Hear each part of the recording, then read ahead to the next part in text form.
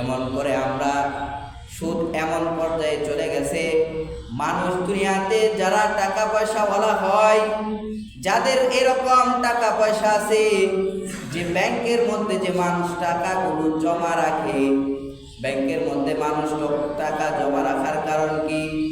বলে আমার কাছে এখন টাকা আছে, কথার কথা 10 লক্ষ টাকা, আমি যদি এই টাকা আমার নিজের কাছে রাখি অথবা আমার বাড়িতে রাখি, এই বাড়িতে রাখলে আমার উপরে হামলা হতে পারে, অথবা এই টাকা ডাকাতি হয়ে ছিনতাই হয়ে যাইতে পারে। এই জন্য আমি টাকা ব্যাংকে রাখি। এখন ব্যাংকে রাখতেছি কিসের জন্য? বলে আমার কাছ থেকে যাতে ছিনতাই না হয়ে যায়, লুটপাট যাতে না হয়ে যায়, এই লুটপাট থেকে বাঁচার জন্য, ছিনতাই থেকে বাঁচার জন্য ব্যাংকের মধ্যে মানুষ টাকা রাখে। কিন্তু বর্তমান মানুষ তোমার উপকার করার জন্য ব্যাংকে তুমি টাকা রাখলা, ব্যাংকের মানুষগুলা যে তোমার টাকার একটা পাহারা দিতেছে, এটাকে তো পাহারাই বলা হয়, কারণ তুমি বছরের পর বছর ব্যাংকের মধ্যে টাকা রাখতেছ। এই যে মানুষ, এখনকার মানুষ হালাল করতে পারলেও হালাল করে না, হারাম করে। বলে কেমনে হারাম করে? মানুষ তুমি 1 বছরের জন্য টাকা ফিক্সড রাখে, যে ফিক্সড রাখলে যে একটা লাভ অংশ দেয়, এই টাকাটা হলো সুদের টাকা। এই লাভ অংশটা সে কোথা থেকে পাইল? আমি টাকা রাখলাম 10 লক্ষ টাকা, 1 বছর পরে আমার হয়ে গেল 10 লক্ষ 10,000। এই 10,000 টাকা বাড়তি কেন আসলো? এই যে বাড়তি টাকাটা আসলো, এই টাকাটা হলো সুদের টাকা।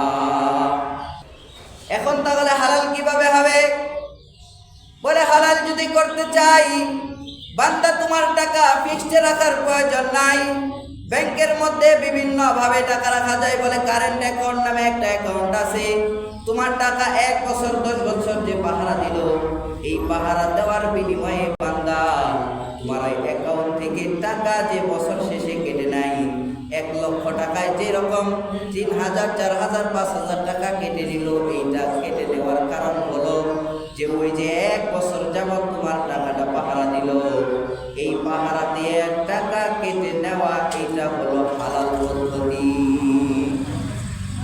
এখন মানুষ হালাল জানতেও হালাল পদ্ধতি প্রয়োগ করে না, মানুষ হারামের দিকে দৌড়ায়। কারণ বান্দা বছরে যদি 3,000 4,000 টাকাও ক্ষতি হয়, তো আমার আমল নামার মধ্যে কোনো গুনাহ হলো না, কিন্তু আমি ওই 2,000 3,000 টাকা 1,000 টাকার লোভ সামলাইতে পারলাম না। বান্দা দুনিয়াতে তো 1,000 2,000 টাকা পাইতেছি, কিন্তু কাল কিয়ামতের দিন এই সুদের মালগুলি আমার আপনার, এই মালগুলি সাপ হয়ে জাহান্নামের আগুন হয়ে আমাদেরকে জাহান্নামের মধ্যে জ্বালাবে। এই জন্য বান্দা দুনিয়াতে সুদ ঘুষ থেকে বেঁচে থাকতে হবে। এখন বলেন সুদ আর ঘুষ দুইটা হলো একই কথা? সুদ দেওয়া নেওয়া দুটোই হারাম, ঘুষ নেওয়া দেওয়া দুটোই হারাম। সুদ এবং ঘুষ আল্লাহ পাক রব্বুল আলামিন এই দুইটা জিনিসকেই হারাম করেছেন। অতএব বান্দা এই দুইটা জিনিস থেকেই আমাদেরকে বেঁচে থাকতে হবে। এখন আবার মানুষ আরো কিছু পদ্ধতিতে গুনাহ করে। বলে কেমন গুনাহ? বলে মানুষ দুনিয়াতে বন্ধক রাখে, বন্ধক।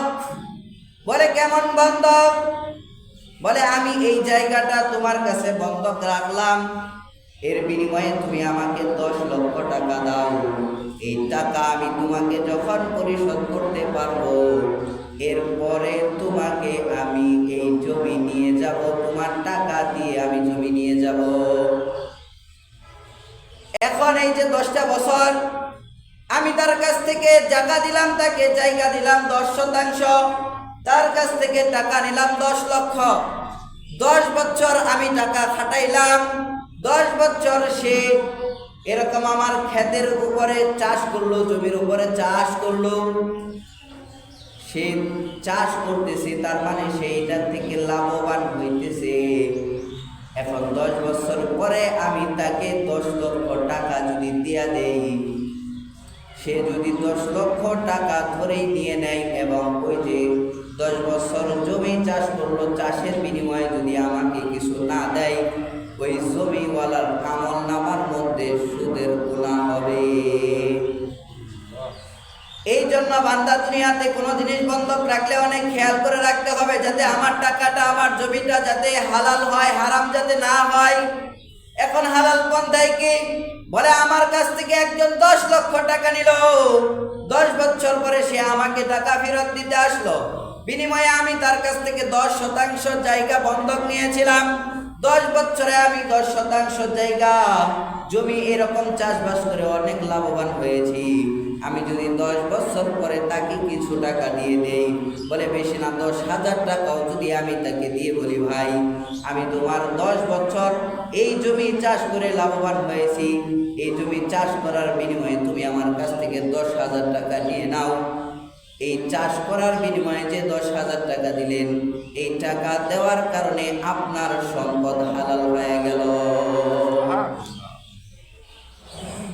মানুষ আজকে হালাল জানলেও হালাল করে না। হালাল পন্থা একেবারে সহজ, কিন্তু হারাম পন্থা কঠিন।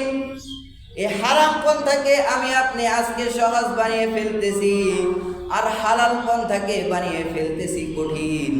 দুনিয়াতে যদিও আমি আপনি লাভবান হইতেছি, কিন্তু এই লাভবান চিরদিন থাকবে না। কারণ হলো বেআইনি টাকা, সুদ ঘুষের টাকা চিরজীবন থাকে না। এসো কোরআনের আঙিনা, এসো শান্তির মোহনা, এসো কোরআনের